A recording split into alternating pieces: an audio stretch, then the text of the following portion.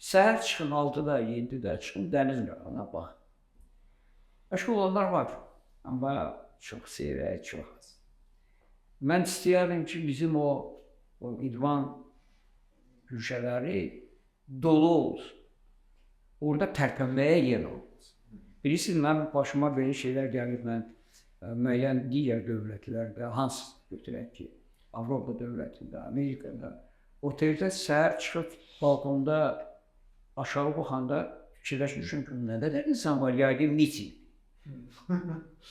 Səhər saat 7-də, 8-də, çünki belə adamla o diqqətlə baxışın yox, bunlar imanla məşğul. Və bugün problem kütləvilik.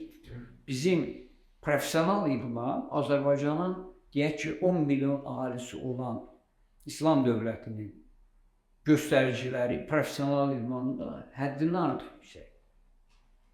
Amma biz qayıtmalıyıq kütləviyə.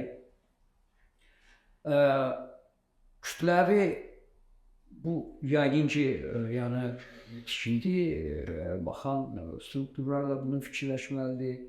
Stadionlar evləri yanında və yaxud idman meydançaları balaca, böyük yox, sadə şeylər ki, orada insanlar futbol oynasınlar, voleybol oynasınlar, basketbol oynasınlar və o dolu olsun. Problem, mən dolu istəyərdim, bunu arzulayıram.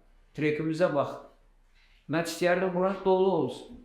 Tərpənməyə birinci, mən velosipedçilərimizə də demişim. Profesionallara da mən bunu deyirəm. Deyirəm, birinci velosipedistdən, ikincinin, arxadan, axırıncının birləşən anı biz ən xoşbaxt adam olacaq. Yəni, burada o qədər, burada birdən 500 nəfər adam velosipedlə məşğul olunur, biz hədəfimizə deyərəm ki, çatmış. Mən istəyərdim ki, əgər biz deyirik ki, velosiped idmanında da istədiyimiz nailiyyətləri əldə edib, bizdə profesional təxmini 10.000 nəfər velosipedist. 10.000 nəfər. Bugün o 5 dəfə, 6 dəfə az. 1000 nəfərə çatır. Problem bundan. Amma söhbət tək velosipeddə yox. Digər idmanlar. Hamısının kütləvilik, uşaq bağçasından başlayaraq, evdə valideynlərdən başlayaraq və yuxarı, idmanla məşğul olmaq. Və bugün, əgər kimsə Azərbaycanda idmanla məşğul olmursa, o ayrıdır. Çünki bizim dövlət müdərən prezidentçilərini var. Bir insan 2 il bundan qabaq hərbi hissədə, sərhəd hizmətində hərbi hissədə 40 kilo qantellərlə oyuncaq kimi oyuncu nümunədir. Nümunədir də. Biz sevinməliyik, biz sevinirik buna ki, bizim birinci şəxslərimiz belədir. Və kimsə kökəlirsə, kimsə o qabaritləri normadan qırağa çıxırsa fikirləşməlidir. Birinci o öz çörəyini yemir. Mən həmişə bunu deyirəm. Bir öz qismətini yiyən adam enə verə bilməz. Bilməli, bu deməli özündən başqa da.